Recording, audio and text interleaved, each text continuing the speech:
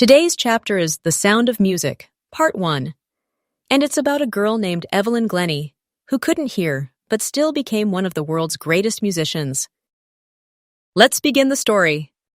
So, it all starts at a rush hour, a time when there's a lot of crowd. People were trying to enter the underground train station. The crowd was jostling for position. Jostle means push roughly. Among them was a slight girl who looked even younger than her 17 years. Slight means small and thin. She was nervous, but also excited, because this was her first day at the Royal Academy of Music in London. But the situation felt very daunting to her. Daunting means frightening or scary. She was just a teenager from a farm in Scotland. But this aspiring musician means someone who dreams of becoming a musician, was not like everyone else. She had a much bigger challenge. She was profoundly deaf. She couldn't hear. Evelyn Glennie's hearing problem didn't start all of a sudden. It happened slowly, over time. Her mother remembers one moment clearly. Evelyn was 8 years old and waiting to play the piano. Her name was called, but she didn't move. That's when her mother realized Evelyn couldn't hear. For some time, Evelyn managed to hide her growing deafness from her friends and teachers. But when she turned 11, her marks started dropping. Her headmistress asked her parents to take her to a specialist. The doctor confirmed that Evelyn's hearing was severely impaired because of nerve damage. She was told to wear hearing aids and go to a special school for deaf children.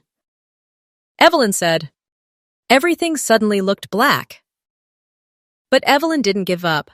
She was determined to live a normal life and follow her passion for music.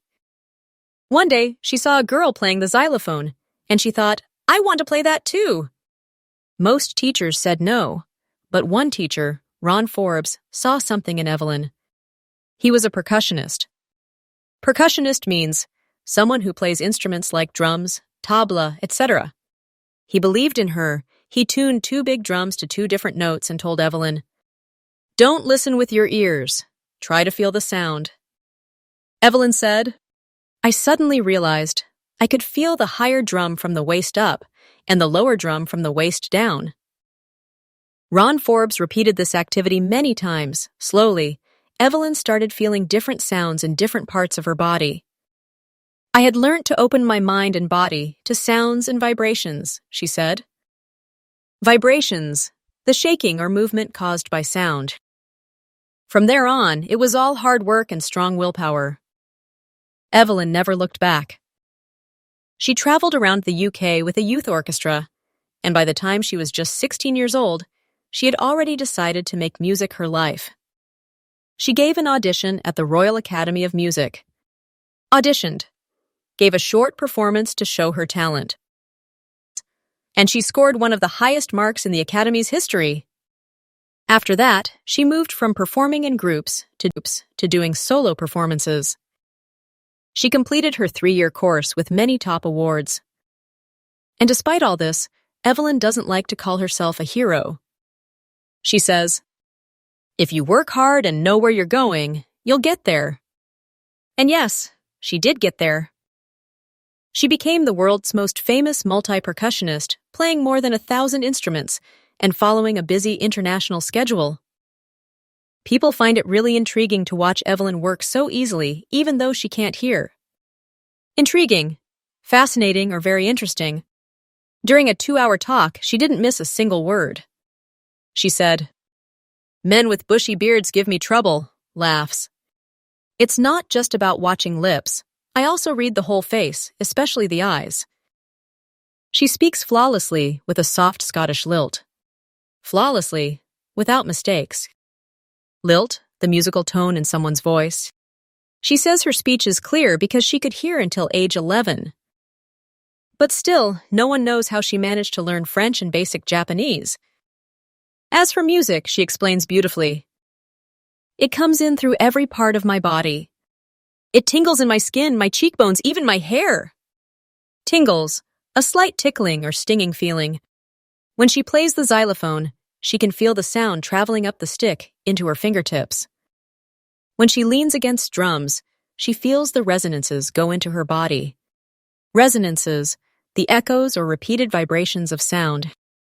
When she plays on a wooden platform, she removes her shoes so that the vibrations pass through her feet and legs.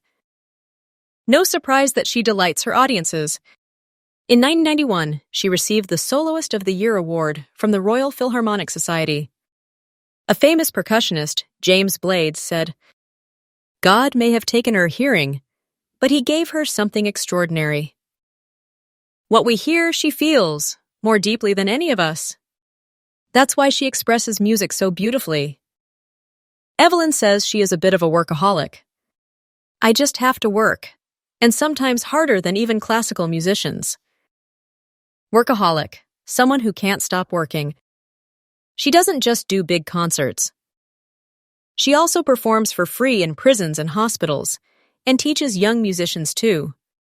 Anne Richland from the Beethoven Fund says, "Evelyn is an inspiration for deaf children. She shows them there is no limit to what they can do." Now, Evelyn Glennie has achieved more than most people double her age. She brought percussion instruments to the front of the orchestra and showed how emotional and powerful they can be. She has given hope to people with disabilities, and she's brought joy to millions through her music. Central theme. This story teaches us that disability can never stop you if you are determined and passionate. Evelyn Glennie couldn't hear, but she learned to feel music in her body and became a legend. She is proof that anything is possible if you truly believe in yourself.